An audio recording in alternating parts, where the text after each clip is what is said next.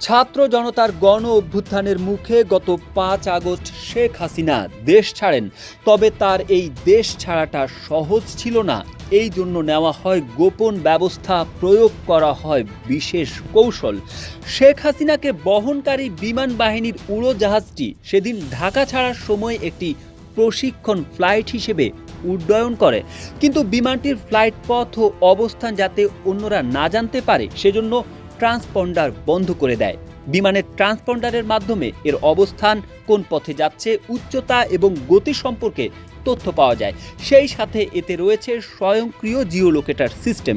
কিন্তু হাসিনাকে বহনকারী উড়োজাহাজটি পশ্চিমবঙ্গে ভারতীয় আকাশসীমার কাছাকাছি পৌঁছানোর আগে এর ট্রান্সপন্ডার চালু করা হয়নি বলে বেশ কয়েকটি সূত্র দেশের প্রথম সারির একটি ইংরেজি দৈনিককে নিশ্চিত করেছে।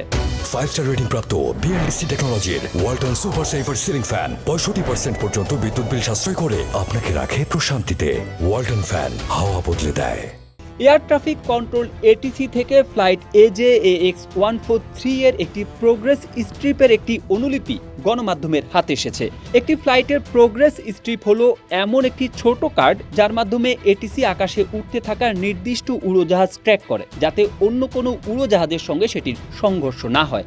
শেখ হাসিনাকে বহনকারী লকহিড C-130 হারকিউলিস উড়োজাহাজের ককপিট ও ঢাকার এটিসির মধ্যে রেডিও যোগাযোগের একটি রেকর্ডও রয়েছে।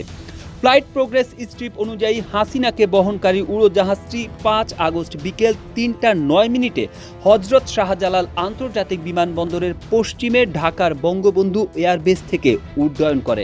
হাসিনাকে বহনকারী উড়োজাহাজটি ঢাকা কলকাতা রুটের ওয়ে পয়েন্ট BEAM-কে পৌঁছানোর পর ট্রান্সপন্ডার ও স্বয়ংক্রিয় জিওলোকেটার সিস্টেম চালু করে।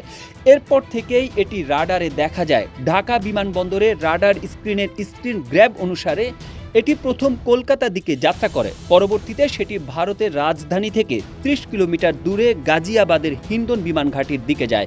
এভিয়েশন বিশেষজ্ঞরা বলছেন, সম্ভবত উড়োজাহাজটি সরাসরি দিল্লি না গিয়ে প্রথমে কলকাতার দিকে যাত্রা করার কারণ হচ্ছে এটি বাংলাদেশের আকাশ সীমায় যতটা সম্ভব কম সময় থাকতে চেয়েছিল।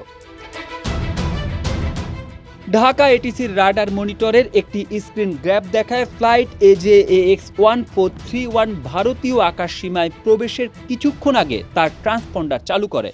যখন একটি ফ্লাইট পরিকল্পনা অনুমোদন দেওয়া হয় তখন এর স্কোয়াড কোড গন্তব্যের এটিসিকে পাঠানো হয়। হাসিনাকে বহনকারী উড়োজাহাজের ক্ষেত্রে কলকাতায় এই কোড পাঠানো হয়।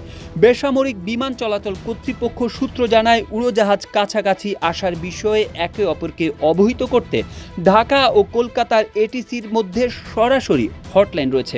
উড়োজাহাজটি সেকেন্ডারি রাডারে দেখা না গেলেও ককপিট ক্রুরা হজরত শাহজালাল আন্তর্জাতিক বিমানবন্দরের ট্রাফিক কন্ট্রোলার এবং সম্ভবত কলকাতার এয়ার ট্রাফিক কন্ট্রোলারের সঙ্গে নিরবিচ্ছিন্ন যোগাযোগ রেখেছিল।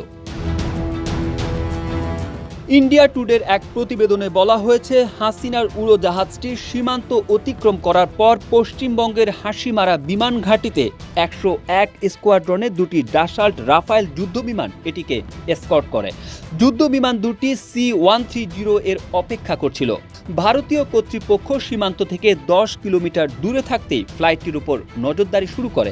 ভারতীয় গণমাধ্যমের মতে উড়োজাহাজটি ঢাকা সময় সন্ধ্যা 6টা 15 হিন্ডন বিমান ঘাঁটিতে অবতরণ করে। এরপর হাসিনাকে উত্তরপ্রদেশের নয়ডায় ভারত সরকারের দেওয়া একটি নিরাপদ বাড়িতে নিয়ে যাওয়া হয় এবং SSF সদস্য ও ক্রুরা একদিন পরে বাংলাদেশে ফিরে আসেন।